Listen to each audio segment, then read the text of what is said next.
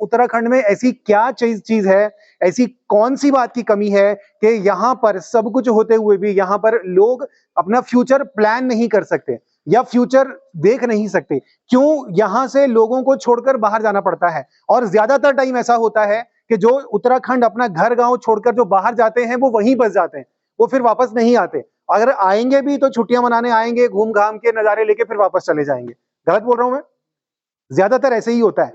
लेकिन सोचकर देखिए कि अगर इसी तरीके से चलता रहा तो आने वाले कुछ सालों में उत्तराखंड का क्या होगा? ऑलरेडी यहाँ पर गांव के गांव खाली हो चुके हैं, है ना, लोगों के घरों में ताले पड़े हैं, पुराने मकान सब जर्जर हो चुके हैं।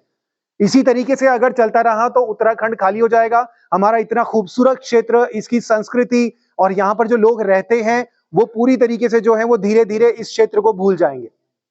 गलत बोल रहा हूं मैं?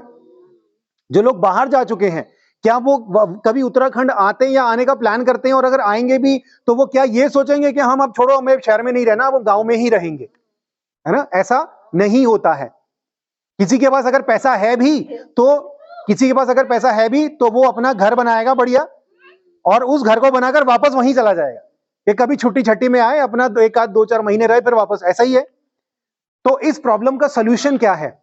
हम किस तरीके से इस समस्या का समाधान कर सकते हैं? मेरा मानना है इसका समाधान ये है कि उत्तराखंड में ही बेहतर रोजगार के अवसर हों, उत्तराखंड में ही लोगों को अपना हाथ का काम का कुछ ऐसे अवसर मिले कि उन्हें बाहर जाना ही ना पड़े। क्योंकि बाहर जाते क्यों हैं? अच्छी एजुकेशन के लिए, अच्छी शिक्षा के लिए, या तो बेहतर कमाई के लिए कि हमें और पैसा मिले, है ना? ऐसा ही है। लेकिन सोचिए कैसा हो कि हम उत्तराखंड में ही बेहतर रोजगार के अवसर पैदा कर सकें। कैसा हो कि यहाँ की शिक्षा पद्धति ही इतनी उन्नत हो जाए कि अच्छी एजुकेशन के लिए, अच्छी शिक्षा के लिए लोगों को अपने बच्चों को बाहर भेजना ही ना पड़े, है ना? तो इसी विजन के साथ, इसी दर्शन के साथ हम उत्तराखंड में काम करना चाहते हैं। अब मैं आपको बताता हूं कुछ एग्जाम्पल। अभी मैं डिस्कस कर रहा था सूरज के साथ कि यहाँ इस गांव में कितने ऐसे लोग होंगे जो युवावस्था है, जो जो 25 से लेकर 40 की एज के बीच में होंगे या उससे थोड़ा ऊपर नीचे, और ऐसी इस एज ग्रुप में है, लेकिन उनके पास करने के लिए कुछ नहीं है ना? मैं आपसे पूछता हूं लगभग कितने ऐसी कितने होगी, ऐसे लोगों की संख्या कितनी होगी जो इस एज ग्रुप में आते हैं? स्त्रियां भी और पुरुष भी। कितने होंगे इस गांव में और आसपास के लगते हुए गांव में? कितनी होगी ऐसे लोगों की आबादी? बताइए। आइडिया तब भी एक मोटा मोटा आइडिया। हाँ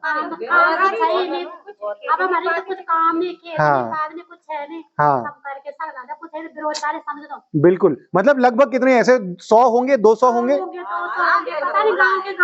है ना? हाँ, करने के लिए कुछ नहीं है ना?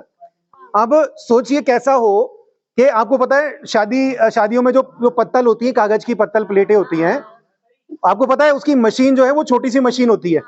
उसके लिए ज्यादा जगह भी नहीं चाहिए होती और ज्यादा लागत भी नहीं चाहिए होती, और उससे ज्यादा गंदगी भी नहीं फैलती। वातावरण को, एनवायरनमेंट को किसी तरह का कोई पोल्यूशन नहीं होता, ठीक है? और उन पत्तलों के साथ अच्छी बात क्या है कि वो एक ही बार यूज होती है, यानी कि उनकी डिमांड कभी खत्म नहीं होने वाली है ना? तो सोचिए कैसा हो कि अगर इस गांव के बीच में ही एक ऐसा कारखाना लगा दिया जाए जहां पर ऐसी ही पत्तलों की कटिंग हो, वो तैयार होकर रेडी होकर जो है तैयार हो जाए, और उसके बाद एक टीम हो कि जो उनको ले जाकर शहर में, चाहे पौड़ी में, चाहे श्रीनगर में, कहीं पर वहां पर उनको रखे, स्टोर किया जाए, और उसके बाद हम बाहर की जो दुकानें, ये जो मार्केट्स हैं, उनमें जाकर ये बताएं कि ये जो तैयार किया गया है ये गांव के लोगों ने तैयार किया है, ताकि गांव को डेवलपमेंट मिले, उन्नति मिले, रोजगार के अवसर पैदा हो।